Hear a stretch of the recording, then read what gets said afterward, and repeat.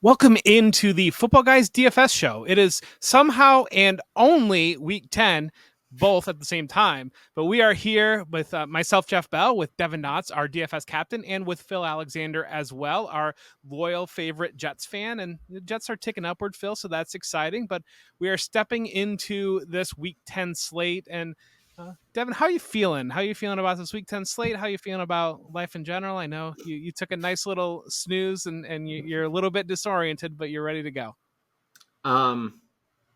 As a Browns fan, I am.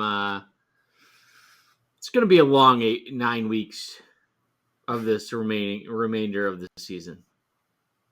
I'll just leave it at that. We don't need to talk about anything else going on in the world. There's nothing else important except the 2-7 Browns. But you're conditioned to this, so you know how to handle. Not really, because normally we have normally we have a rookie quarterback or a second-year quarterback, and is this guy going to develop in the second half of the year? This is a whole new territory in my life where it's this team just sucks and they have no hope. They have no quarterback. Every game that Myles Garrett plays, he gets closer to retirement. I don't know how I'm supposed to react over the next 9 games to even care about this team. And maybe the answer is I'm just not. But well, on that note, Phil, how are you doing? And what games are you watching this week? Doing well. At least, Devin, you got Jameis Winston as a walking quote machine. He could keep you entertained during your misery, right? I'm just abstaining.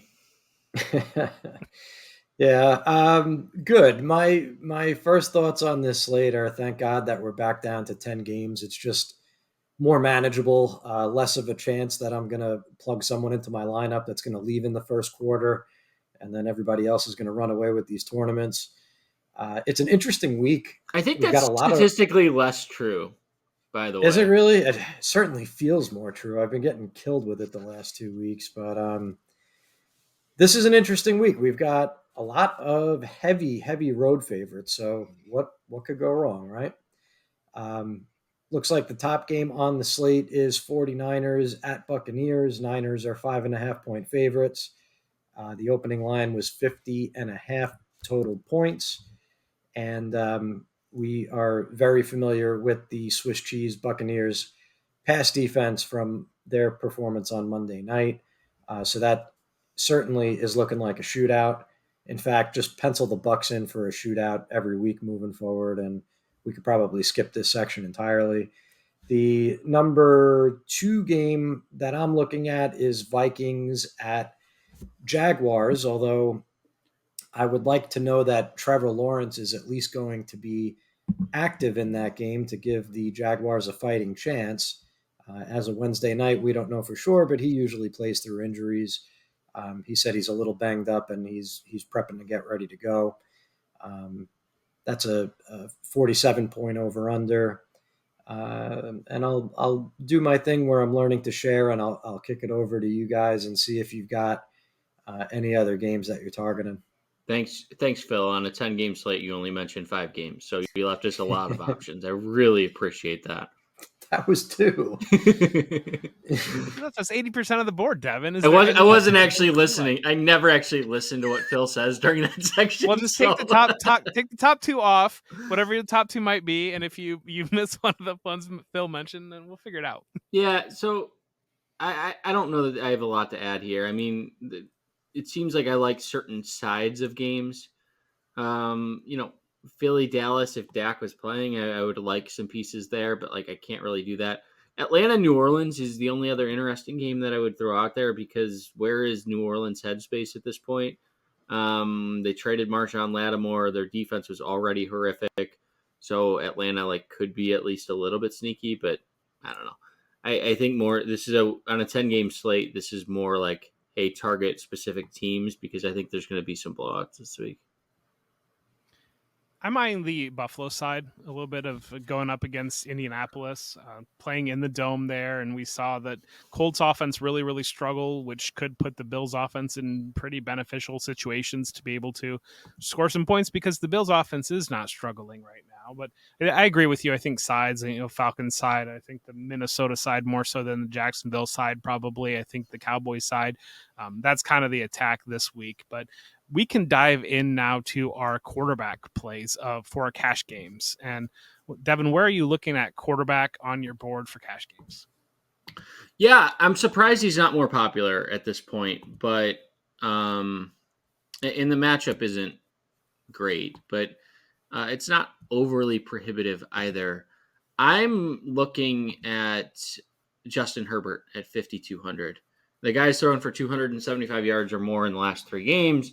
Took him a little bit of time to get used to this offense, and they tried to make this a Jim Harbaugh offense where they were just going to run it down people's throats, but it really hasn't worked. Like J.K. Dobbins has been a big play type guy rather than the guy who's going to consistently move the ball, 4, 5, 6 yards every play.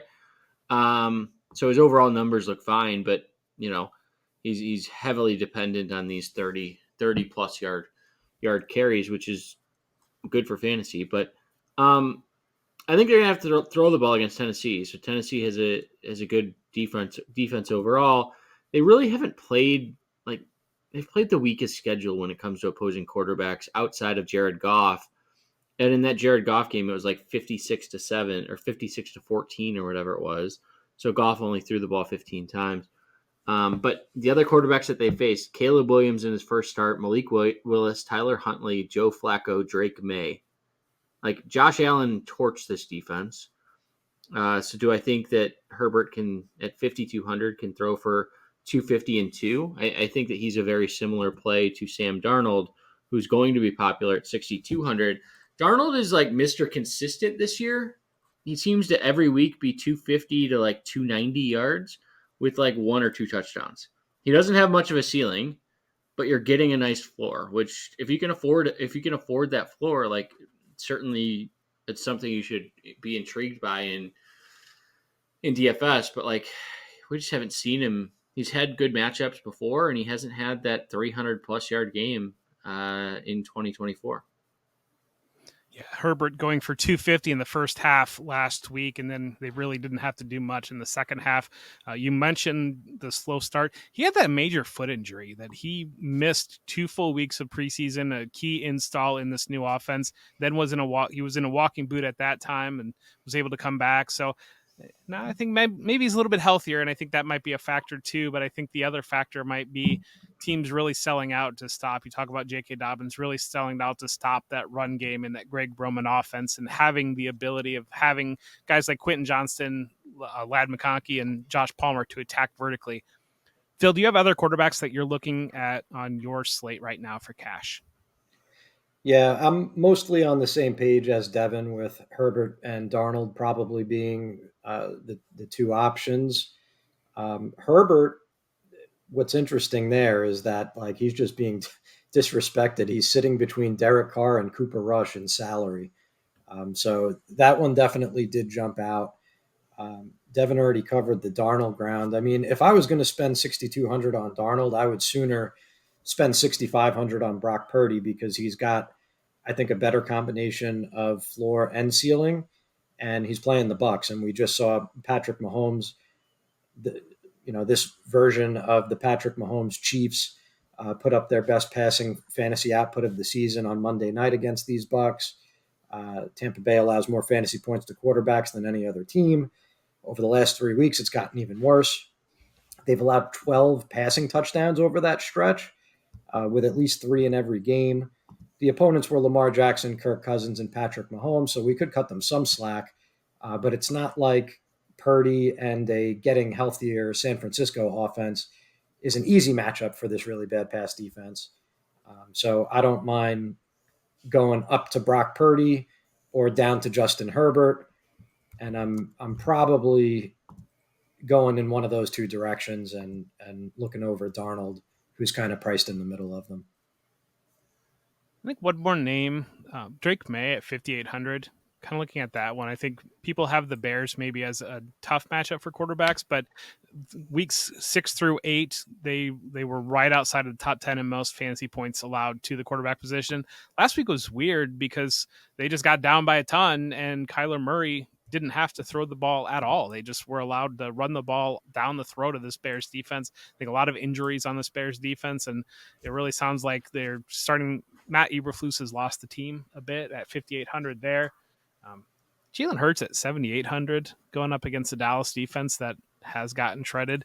That might be a little bit too aggressive in cash, especially when you've got a 5,200 Justin Herbert. But that 7,800 feels kind of low for what we've seen. Granted, we're getting A.J. Brown potentially healthy when we thought he might be out originally. But we can move into the running Can I ask backs. you a question about Drake May? Yeah. Why Drake May over Caleb Williams? Because Drake May is actually running the ball and scoring more fantasy points than Caleb Williams. So fair enough. Great analysis, Jeff. The last couple of weeks. I mean, sometimes at the end of the day, it's a player that scored more points. Phil, what are you looking at running back on your running back slate for cash games? Starts for me with Alvin Kamara at 8,100 on DraftKings. I mean, granted, last week was an easy matchup against Carolina, but what we want in cash games from our running backs is targets and carries, right? So total touches. And at this stage of the game, Kamara projects better in that department for me than anyone else. There's no Kendre Miller. Jamal Williams is banged up. The team is down to literally 0 wide receivers after Derek Carr nearly ended Chris Olave's life floating that pass into traffic last week. Kamara ended with 38 rush attempts plus targets. I mean, where else is that volume going to go in this offense? I'm not expecting another 30-pointer like last week because it's the Falcons and not the Panthers, but I don't see how you don't play him. And the other one that I'm looking at is DeAndre Swift again. I was interested in him last week. I didn't end up landing on him because enough value opened up that I ended up elsewhere. But we had a bit of a floor game from Swift last week in what looked like a good spot against Arizona. It actually turned out to be an awful spot against Arizona because the Bears got blown out. But Swift maintained his role in the passing game, 6 catches for 31 yards, so he ended up good, not great. Chicago plays better at home. Caleb Williams has played better at home, and they're at home this week. They get New England. New England's allowed over 40% more fantasy points than league average to opposing running backs over the last 5 games, including 154 yards to Tony Pollard last week, who came into that game barely able to play with a foot injury. So I think this is a better week for Swift to get back on track. So that is currently my plan. Devin, are you on the same page? You're looking at something else. I need to vent for a second. Not about Phil. Not about Phil. And maybe you guys can talk me off the ledge. Why is Aaron Jones still as popular as he is every single week? Like I right now, he's going to be 25 to 30% rostered in GPPs, and probably one of the highest cash game plays of the year. I don't get it. I understand that the touches are there, and maybe that's the reason. But like we saw last week against Indy, he's just a kind of the Sam Darnold of running backs. He doesn't do anything all that special. Doesn't score a lot of touchdowns. I don't know. I now he's going to pop for 150 and 2 touchdowns because I said this, but like I don't know how good he is at. I mean, he's 30, right? So about to turn 30. Is he aging? He might be. But I think that the models that are out there in the DFS world vastly are overrating and overstating what Aaron Jones is based on team totals for the Vikings. So if you guys want to talk me off the ledge, go for it. Otherwise, I'll keep going. The only thing that sorry, Jeff. Go ahead. I was just going to say that. Man, this is great audio. Great broadcasting by us right now. I'm just going to keep going. The efficiency has tailed off since the injury a couple of weeks ago, and I think that is contributing to the so-so games and what look like decent matchups. Just looking at the yards per attempt, he dipped below 4 only once before the injury, and he's been at 3 over the last 2 weeks. still getting a lot of touches. He's really taken over the backfield. I mean, he relegated Ty Chandler. We're seeing a little bit more Cam Akers. I think when he's feeling better, it'll probably come as a surprise that he had a blow-up game. Yeah. Fair enough. Bijan Robinson. He's a guy that I feel like I'm getting I was gonna say just real quick. I feel like I get aggressive when I rank Aaron Jones at like running back 13, and then I see where the consensus sits, and it's like running back 8, and I'm just like, I don't know how you're getting there. So I hear you completely. Yeah, the only other running back, I agree on Swift. I agree on Jones. Bijan Robinson at 7,700, I think, is in a pretty good spot. He's caught seven passes in back-to-back weeks, which if you can catch 7 passes, that's as good as a touchdown. So, I'll take that all day long if he's going to continue to be utilized that heavily in the passing game. The Falcons should be able to do basically whatever they want against the Saints this week, given the Saints defense and just the unraveling that has become. Phil, where do we stand with the Jets? Where do we stand with the Jets? I mean, it certainly looked like it came together a little bit better in their last game. I mean, I think I'm ready to buy into the offense more than I was when they were losing games to like Denver and New England. It's a good on paper spot for Breece Hall. I'm talking the other side, James Conner. Oh, James Conner. 6,500. They've allowed 100 yards or more to 2 of the last 3 running backs, Joe Mixon and Najee Harris. Ray Davis had 97 the week before that. So I don't know how good this run defense is. I think the price is a little lower than it should be at 6,500. And if that team's going to be motivated, I'd rather take a running back than bank on any success from Marvin Harrison and Trey McBride this year. I think it almost depends on like how you're scripting the game, because it's definitely easier to run on the Jets than it is to pass on them. Arizona absolutely wants to run first, so it really becomes a question of will they be able to, So if it kind of depends on who you like in the game, because Vegas has that one as a toss up. So I think that's a game where you could gain an edge by kind of scripting it and leaning into the way that you script it. For me, it's more of a GPP thing and not a cash thing. But I'll never argue against James Conner. He's been really good this year. Yeah. Okay. Do you see anywhere else to go down the board a little bit cheaper in cash? No. Nope. So I think my bottom might be Ramondre Stevenson at 6,400 potentially. He's coming off.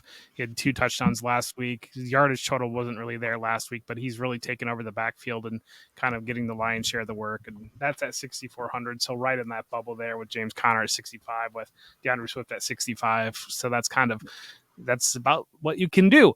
And that means we can Kareem Hunt is in that range too, but the matchup's difficult against Denver. But the volume's there. I mean, 27 and 21 touches or 27 and 21 carries over the last 2 games. So they're really using him until the wheels fall off, and then they'll go sign another running back. Yeah, I was talking a little bit with Phil pre-show about just the transition towards bell cow running backs across the league, and you're really seeing it in the pricing. And outside of an injury popping up to create value, it's just way too the ceiling's too low. It's too risky to try anything in these committee approaches relative to the prices. But we can look at wide receivers now. And Devin, where are you looking at wide receiver for your cash game lineup? I mean, the first guy that everyone should have is DeAndre Hopkins at 5,300. He's going to be the most popular player on the board for good reason. I mean, look, who else are they going to throw to?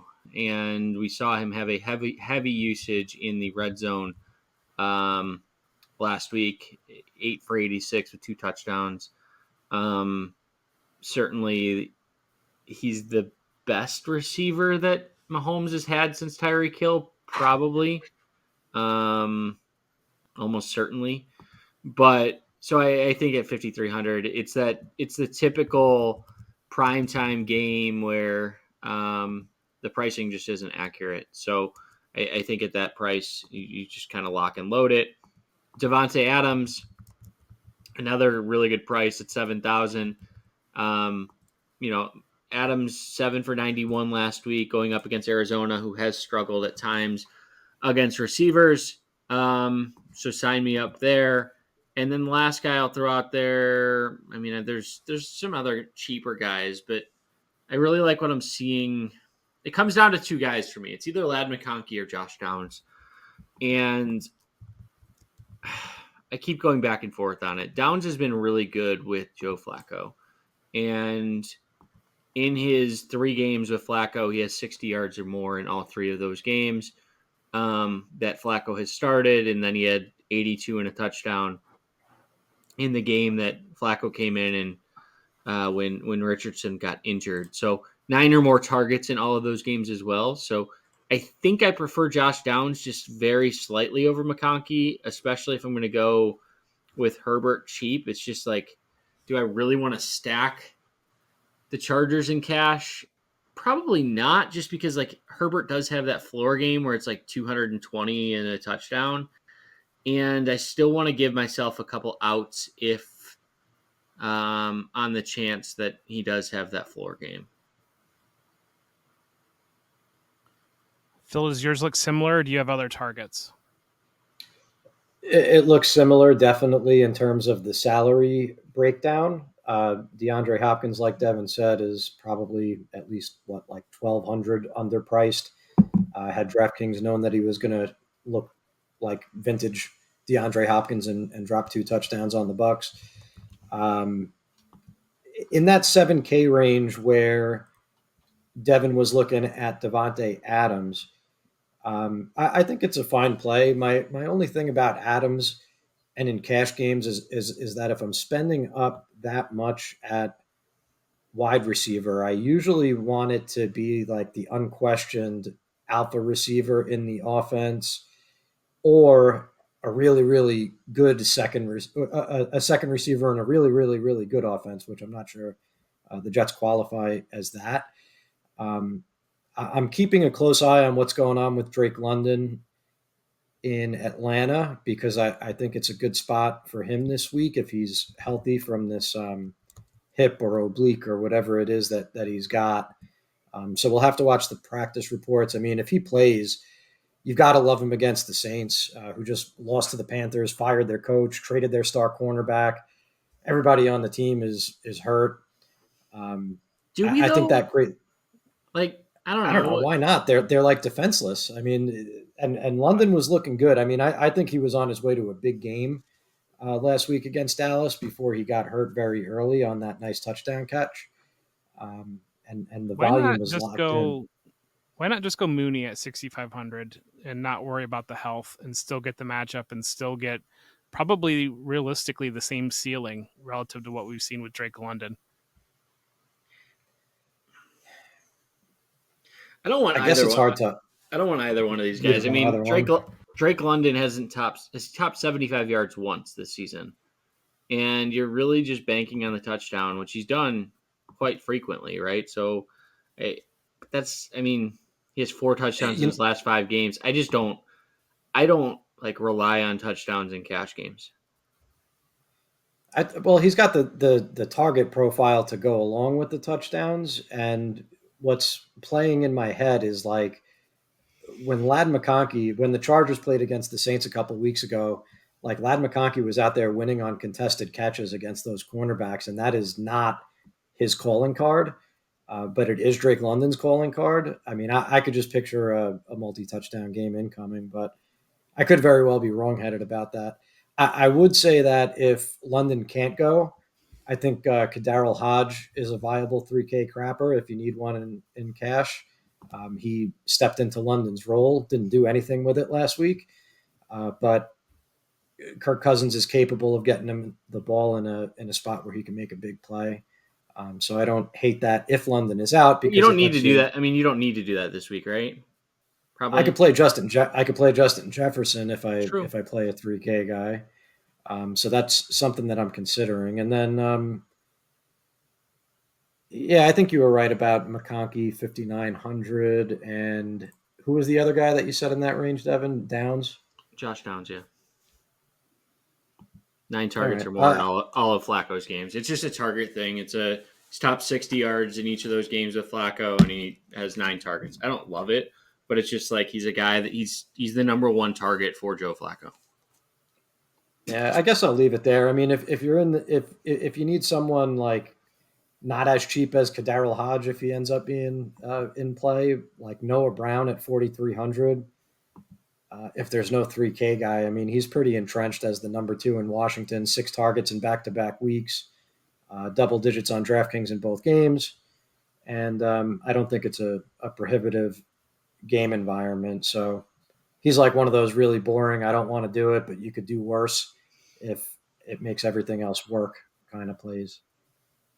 I think I might have a 3K guy for you, but I did want to talk about the Justin Jefferson conversation because as I look at this slate, you kind of look at, well, CeeDee Lamb, we definitely don't want to play him with Cooper Rush. You look at if AJ Brown is going to be healthy or at least starting, then that kind of splits those Philadelphia guys. As you start to run down the board, and it's kind of Jefferson really stands out by himself in the wide receiver pool. And kind of when you're facing that type of scenario, especially in a cash lineup, is this the type of thing where a lot of people are going to try to find a way to get Jefferson into those cash lineups because he stands out so much? Or is it just you have to pivot because of the running back lack of value and forcing you in other directions? Yeah, I mean, for me, it comes down to targets, and certainly, like Jefferson is an outlier, but he doesn't have. He said he's topped 10 or more targets once this season. Certainly, like he's topped 110 yards 3 times, so he certainly has that upside. But to me, I would rather pay up at the running back position just because I view it as like the differential between that like 6,500 and 7K range compared to like the low 8s with Barkley and Bijan and Kamara. I would rather get 2 of those guys if I could rather than going up to Justin Jefferson. Agree. And then I tease it a little. Kendrick Bourne at 3,200 is I think a little bit interesting because he's kind of started to track up a little bit. 4 catches for 41 yards last week against what has been viewed as a difficult Tennessee pass defense. He's starting to get involved in it. Really kind of, we've been waiting to see what the Patriots are going to solidify their receiving rotation as. It kind of seems right now it's Bourne and Kayshon Boutte on the outside with Demario Douglas serving as the slot. It was first game back for Jalen Polk off of a concussion that he missed a week. They worked Javon Baker in for the first time this year, so that was a little bit interesting, but that's kind of where we stand there. But let's look at tight ends. And Phil, what are you looking at for tight ends here in your cash lineups? Yeah, the tight end thing has definitely flipped from earlier this season. There's actually a lot of tight ends that I'm interested in playing this week, and as it stands, I think 2 tight end in cash is perfectly fine. I think you could go with one cheap one and one of the more expensive ones because looking at, I mean, we already talked about the lack of value at running back. There's really nothing there below 6K, and that range of wide receiver is also kind of no man's land. So I think if you were to like spend a tight end in the 4K range on a Hunter Henry or a Taysom Hill, I think either one of those is fine. My initial lean was Hill because, again, the Saints are so depleted that I think last week when he had 5 targets and 5 rush attempts, that could certainly happen again. You, of course, want him to score a touchdown, but even without one, I don't know that he kills you at 4K. And then Hunter Henry, very quietly with Drake May, has been super consistent, 13, 17, 10, and 13 DraftKings points in Drake May's 4 starts. We know that if the Patriots are lucky enough to get into the red zone, that over his career, Henry's been a good red zone threat. So I think he's fine. And then at the flex, there's 3 guys in that like high 5,000 range that I think are fine. George Kittle at 5,800, Trey McBride at 5,700. Cade Otton is getting up there, but man, what a role he has carved out for himself with the receivers gone in Tampa Bay and how much they throw the ball. So I don't know. I'd be fine with any of those. I mean, I think Kittle gives you the highest ceiling. McBride probably the highest floor. And then Otten is a little bit of a wild card. So, depending on my build, it'll probably be either Kittle or McBride, I think. Yeah, the Buccaneers have gotten roasted by the tight end. Obviously, we saw on Monday night Kelsey going for 14 and 100. Didn't have a touchdown. That was the only thing he didn't have. But Devin, is there any other ones that you're looking at here at tight end? No, I mean, I'm throwing Trey McBride out of this conversation. To me, it's Kate Otten or George Kittle. I think that the recent production and just like I talked a little bit about it. I don't really want much of this Cardinals team. I don't know how they're 5-4, but McBride, 35 yards last week, 51 yards 3 weeks ago. Yeah, he had the big 9 for 124, but he hasn't scored a touchdown this season, and he only scored 3 touchdowns last season despite having that breakout game. Or breakout season. I need more touchdown upside for a tight end than 3 touchdowns over his last 25 games to be paying 5,700 when there's Kelsey at 6,000, Kittle at 5,800, and Kate Otten at 55. So I just think he's overpriced compared to his upside. I don't mind the Kelsey call. I think that you could certainly play Kelsey. I actually wouldn't mind playing 2 of the higher priced tight ends. So playing like a Kittle and a Kate Otten, or a Kelsey and a Kittle, and just go with a more balanced approach. Because if I compare the 6K of Travis Kelsey, who has 24 catches over the last 2 games, compared to anyone in that low 6K or high 5K range at the wide receiver position, it's not even close. So if you're looking at a flex, I don't like playing a receiver as a flex, but we're certainly going to get into GPPs, and I think that's a solid strategy.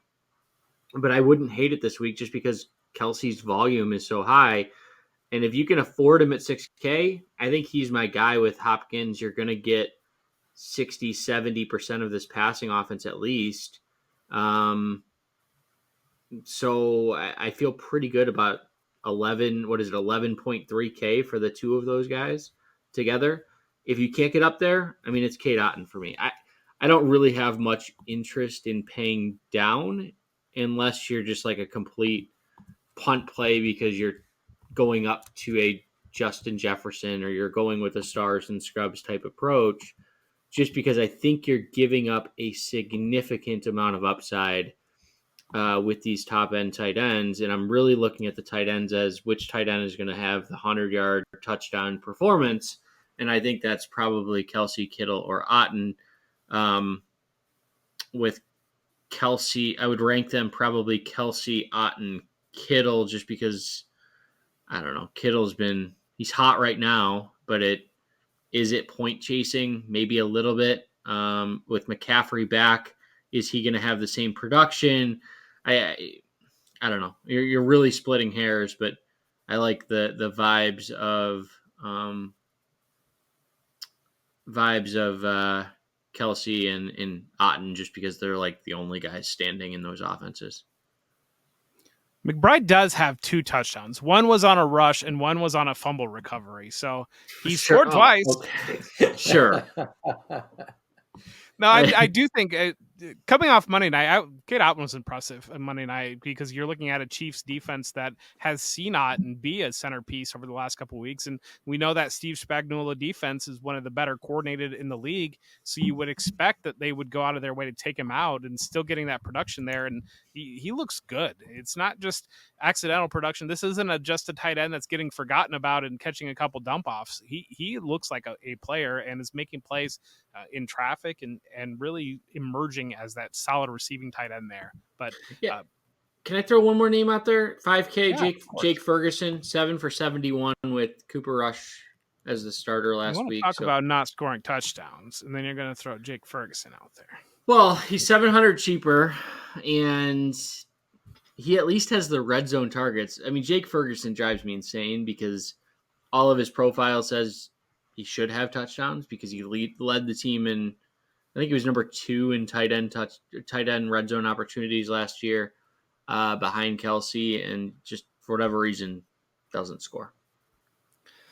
I do think I don't know that they will be in that position against the Jets, but you never know. Arizona is a little bit tricky because it seems like more than any team in the league, that if they get a little bit of a lead, they are content to just run the ball and only run the ball, and it really can make players like Marvin Harrison Jr., Kyler Murray, and Trey McBride disappear out of their game plan. But before we move on, please take a moment to like and subscribe to our channel here on YouTube. Comment if you've got any questions on the slate, or you can check out footballguys.com/plans to become a Hall of Fame subscriber. Hall of Fame subscribers get access to all of our DFS content for less than $20 monthly.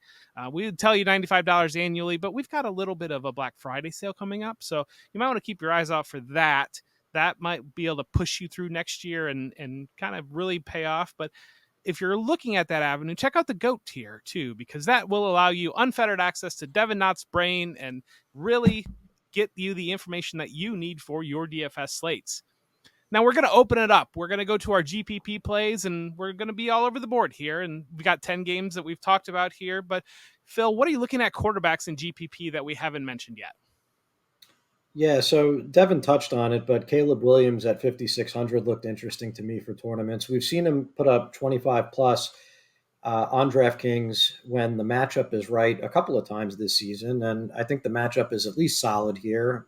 New England, definitely more of a run funnel, but Mason Rudolph got them for 240 and 2 last week, so it's not like they're stifling opposing quarterbacks. And I think anytime that we have a high ceiling quarterback, with a demonstrated high ceiling on a heavy home favorite who projects for low ownership, we should be interested, especially because I think DeAndre Swift will be pretty popular, and Williams plus a Bears receiver or a Bears stack of receivers should get us some leverage on that. The other one here, you could spend up. I think I probably say that every week, but you've got Jaden Daniels, 7,500, Josh Allen, 7,700, Jalen Hurts. Again, I'm not too sure about the game environment, but he could get there at 7,800.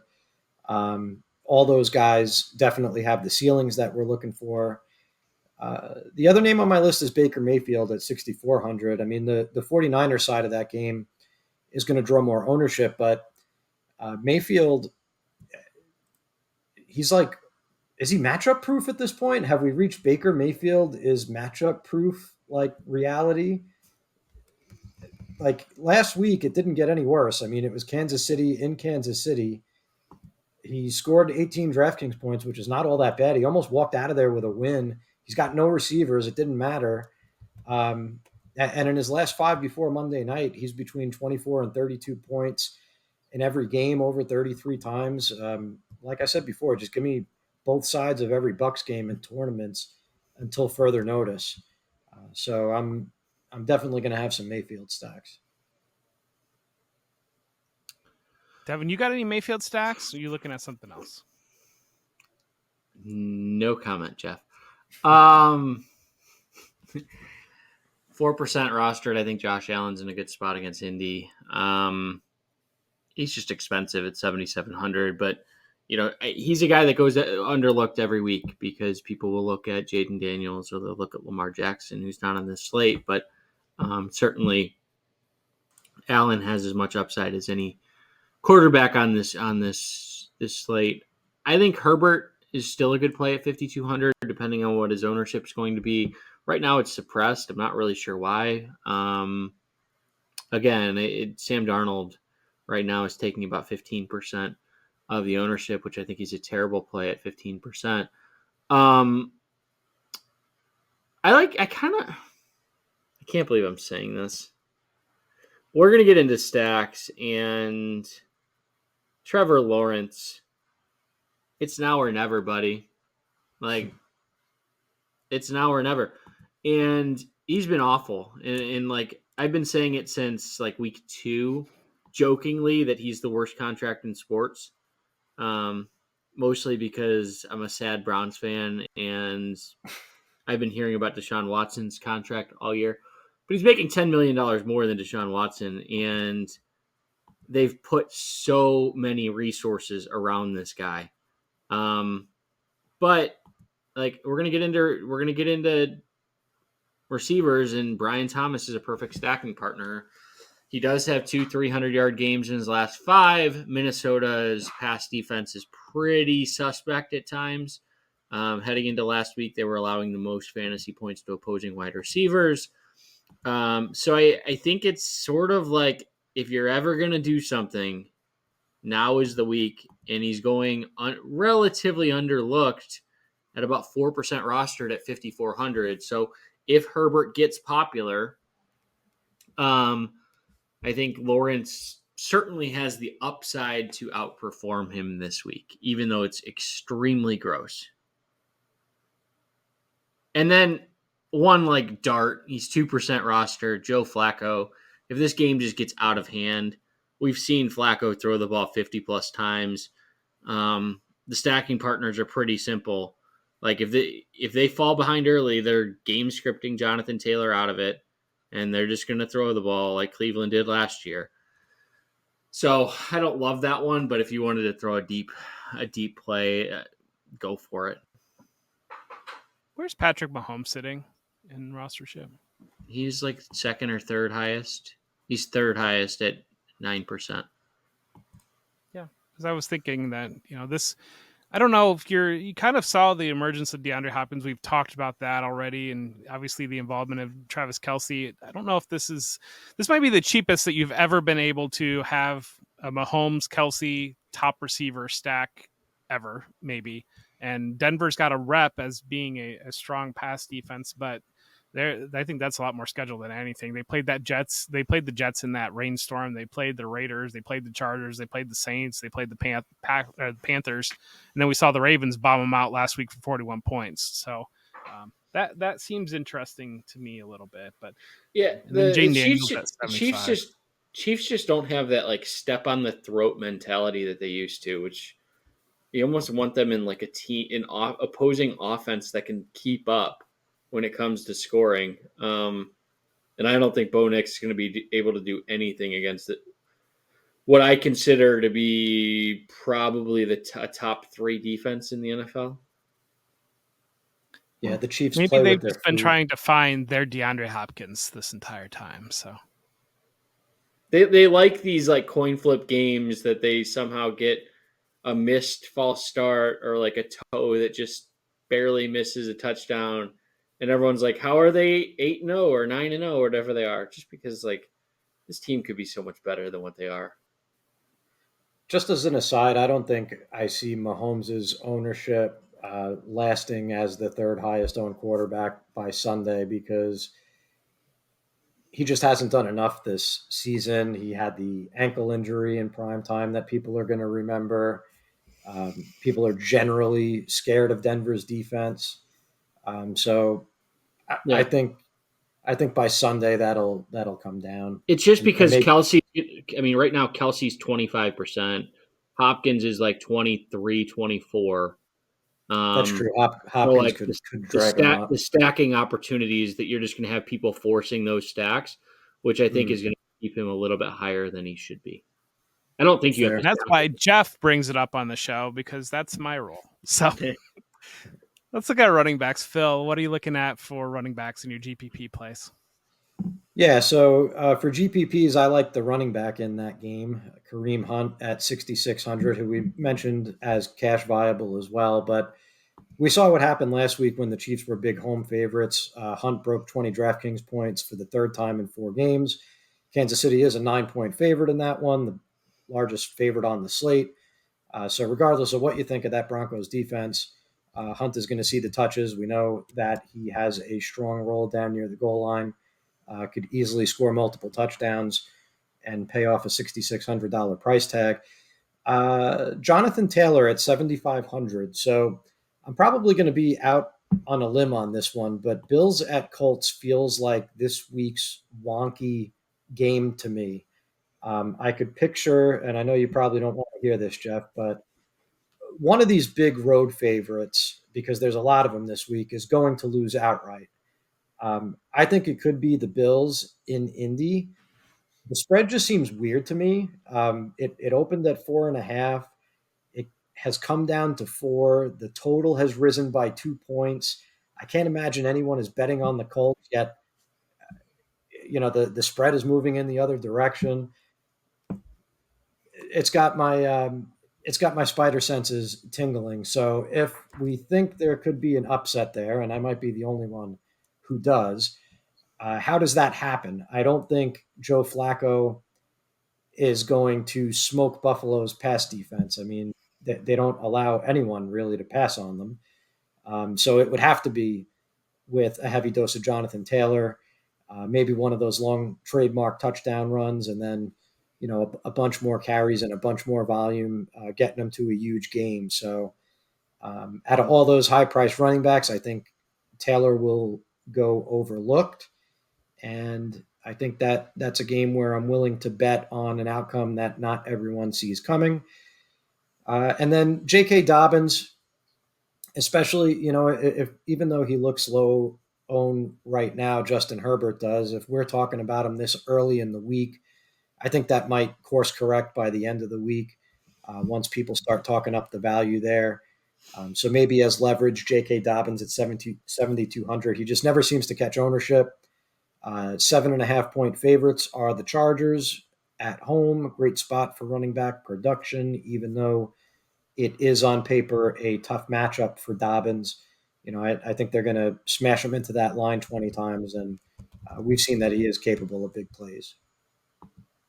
Yeah, we're running a little bit long, that. but the only name I'll add is Najee Harris. We've been targeting this Washington run defense all year, and Harris has 3 straight 100-yard games. People don't like to play Najee Harris, but at 6,200, I think the price is going to be pretty good. Yeah, I have some nightmares of a 4 or 5 touchdown Jonathan Taylor game against the Bills. So that's somewhere in my memory banks from a couple years back. But Rico Dowdle at 6,100. We saw him miss 2 weeks ago because of that illness. There was that story leading into that game that he would be more involved in the offense. Then last week he got 90% of the opportunities out of the backfield. And you're seeing this one. I mean, they'll probably get blown out by the Eagles, but this might be a chance, and especially in a PPR format where Dowdle catches a lot of dump offs from Cooper Rush, and you kind of get there in garbage time. Another one, punt, but Tyler Algier at 5,200 going up against a Saints team that seems like they've kind of quit. And maybe you see the Saints with the new coach, they get fired up the way that we saw the Raiders last year, but maybe you see the Saints just continue this death spiral and death march, and Tyler Algier, like he's done against some bad teams, gets close to 100 yards, gets 2 touchdowns, and that's a 5,200 punt that if you could open up some other things in your lineup if you wanted to go that direction. Wide receivers. Devin, what are you looking at for wide receivers? Yeah, I think that it's a shockingly ugly week when it comes to wide receivers. I mean, we've named a lot of the top end guys: Hopkins, Adams, McConkey, Jefferson, Downs. So I'm not going to talk about any of those guys. I think they're all fine GPP plays. You can certainly target them. Calvin Ridley, 5,700. The matchup could be better going on the road against the Chargers, but I mean, Ridley is sort of all they have when it comes to the passing attack. And I'm pulling up his targets, but his targets have been, really over the last 4 weeks. He has 8 or more targets in each of those games. Struggled the first 2 of that stretch, catching 3 of 17 passes, which I don't even know how that's possible. But he's looked better over the last 2 weeks. 143 yards against Detroit, 73 last week against New England. So I think that that's certainly in play there. Looking elsewhere, I don't know. It's a difficult week because you just have a lot of these guys who are in a bit rough shape. We'll just put it that way. Brian Thomas, I talked a little bit about him. He's one of my favorite stacks at 6,600. I play him every week because, from a player profile perspective, he's as good as certainly Marvin Harrison, and I think he's as good as Malik Neighbors, although many would disagree with me there. And then one more name that I'll throw out there. I think Philadelphia is going to go into Dallas and just beat the ever-loving brakes off of this Cowboys team. And I should have mentioned Saquon Barkley, but give me like as many Eagles as I can get, whether that's I think it's probably AJ Brown at 8,200. I know the price is just an awful price, but that's going to make him almost like completely under the radar at about 1 or 2% rostered. So, I mean, Devontae Smith at 7,800, if you really wanted to go low, he's going to be less than 1% rostered. There's a non-zero chance where Nick Sirianni just wants to chill everybody out by winning this game like 40-6. So I could definitely see the Eagles just having a massive game this week. You think it might be a better play this week, or given what we've seen, to do the Hurts and Barkley stack instead of Hurts and these receivers? I like all of them. And coming in a little bit hurt, and Devontae Smith he's Devontae Smith's picture of consistency, but it's like 75 yards and maybe a touchdown is what you're getting there. Yeah, I think they're all in play. I think that there's a real outcome where this team Dallas just doesn't show up. Phil, do you have other ones that you're looking at? Yeah, so I agree. AJ Brown is on the list. I think leaving the game last week in game is also going to give us a little added discount on him, but he seems to be practicing. And it seems like Devontae Smith has a hamstring injury, so that's one to watch. And if Smith is out, then it's total wheels up on AJ Brown. He probably becomes cash game viable at that point as well. I like George Pickens at 6,800. He's looked really good with Russell Wilson. He's kind of been unlocked. I also like the over in this game, Washington and Pittsburgh. And I think, generally speaking, people think of Pittsburgh as a defensive team and don't see it as a game that could go high scoring. But I think there's a path to it. And Pickens has long pass plays of 44 and 43 yards in the two games with Russell Wilson. He's been a red zone target. I could see this as his best game of the season, and I could see that game going back and forth. I kind of wanted to say CeeDee Lamb because no one's going to play him, and he was heavily targeted with Cooper Rush, but I don't see how he could get to the ceiling that we need from him at 8,600 to win you a tournament. So probably not. Is there a path to stacking him? You probably couldn't do it with Hurts, like Hurts, Brown, and Lamb. I don't think you could actually do that. So far, it's extremely difficult this week. I'm just thinking like there's a path for him to have 15 to 20 targets in this game if they just fall way behind. Yep, maybe it's Barkley Lamb could be interesting. Definitely works. One other name on my list, then we could move on. Parker Washington, 3,900. So Devin likes the Jacksonville passing game, and I gotta say, Parker Washington probably isn't very good at football, but he's done some things when he's gotten playing time. We've seen some big plays out of him. He was the clear starter across from Brian Thomas last week in the absence of Christian Kirk. Finished with a modest 7 DraftKings points, but his 6 targets was twice as many as Thomas and trailed only Evan Ingram for the team lead. 3,900 in a week where so far we're starved for value. I think Parker Washington, because he didn't blow up in his first game with the opportunity, could end up being like one of those flop lag type plays. Can you describe what a flop lag is? Because I have no idea. You know, when you're playing Hold'em and you could make your full house on the flop, you know, but then you know the cards turn over, they don't come out, it doesn't come on the river, right? It doesn't come on the turn. Then you play the next hand, and boom, there's your card on the next one. That's flop lag. I got you. All right. Sorry. No, you're good. I got a whole bunch of value to shake out here at the bottom end. I think 5,200 Roma Dunze, we saw him go for 105 last week. And you get the feeling that maybe Caleb Williams, there's all this stuff with DJ Moore. Maybe Caleb Williams is just going to say, Rome Odunze's my dude moving forward. Let's go and let's load it up there.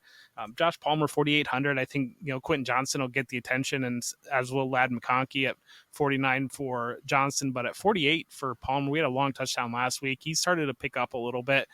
Kind of a under the radar pivot off of those two other options. Ricky Pearsall at 4,400. We're getting that Tampa Bay matchup, and I mean, Pearsall, I think, could have potential for a big day. We've seen him make some plays coming in there. Maybe he gets kind of a less attention with Juwan Jennings back, but maybe he doesn't.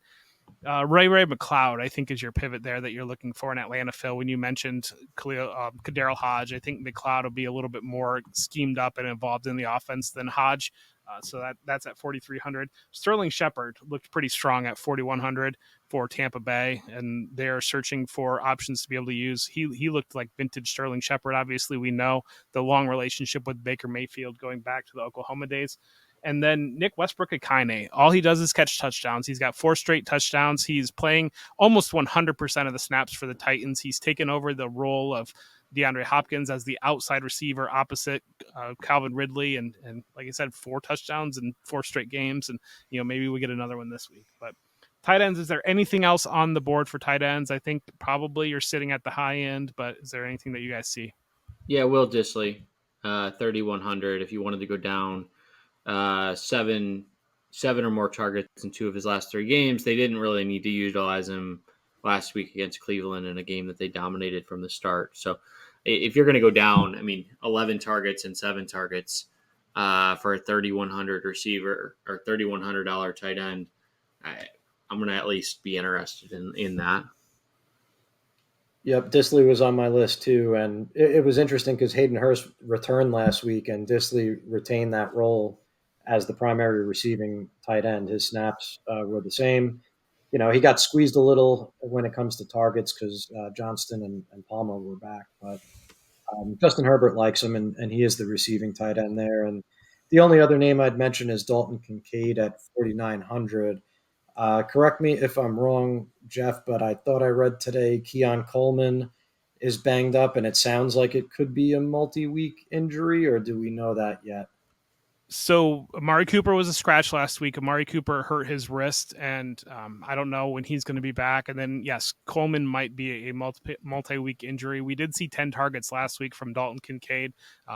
The overall production wasn't quite there to match 10 targets, but you're definitely getting into a spot now with those 2 players out that Khalil Shakur and Dalton Kincaid are going to be the primary options. Yeah, those targets are going to consolidate, and Indy is a top 5 tight end matchup. So, if we like Josh Allen, like I know that you guys did, Kincaid makes a lot of sense. Let's look at our stacks of the week. Favorite stacks of the week. Phil, what is your favorite stack of the week? So my favorite stack, I think, is Jaden Daniels, Terry McLaurin, George Pickens. And betting on that Washington-Pittsburgh game to go over the 45-point total. And I think, when Daniels has a big game, it necessitates McLaurin having a big game. And I guess you could go Pickens or you could go Najee Harris because I agreed with Devin's call that he looks pretty good in that spot as well. Devin, what do you got? Just one this week. I don't know if it's favorite, but I've talked myself into it on this show. Cooper Rush, CeeDee Lamb, Saquon Barkley. The theory is that Barkley scores touchdowns early, and Dallas just has to throw and throw and throw and throw. I already mentioned how Jacksonville is probably my favorite. So Lawrence and Brian Thomas, and you could even get a Justin Jefferson in there if you wanted to. But I think it's going to be a Philly blowout and a lot of passing for Dallas. I'm going to shop at the high end maybe here a little bit, but Brock Purdy, 6,500. Christian McCaffrey, 8,000. I don't know that we've mentioned Christian McCaffrey yet, but Christian McCaffrey. He's gonna be back. And then George He's Kittle. due for a touchdown. It's been far too long. He's very, very due for Christian McCaffrey is, yes. And then George Kittle at 5,800. I think Kittle is going to smash against this Buccaneers defense and the lack of defense for Tampa. But Phil, what is your favorite discount play of the week? I don't know. I don't have. It's hard so far. I mean, I don't want to say no one. I don't want to say something stupid like Parker Washington. So I'll change it up. Leave us a comment in the comment section down below the video.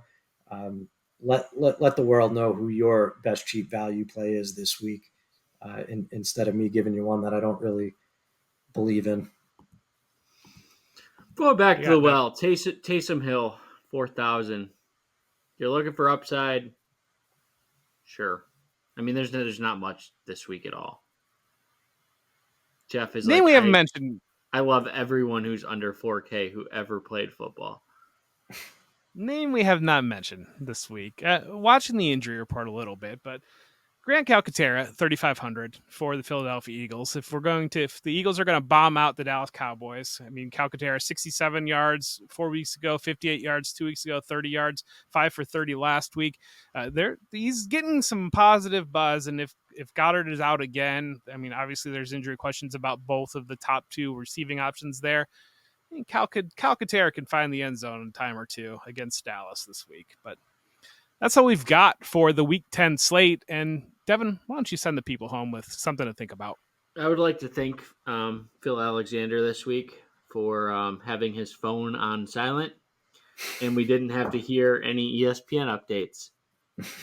Good luck, everybody.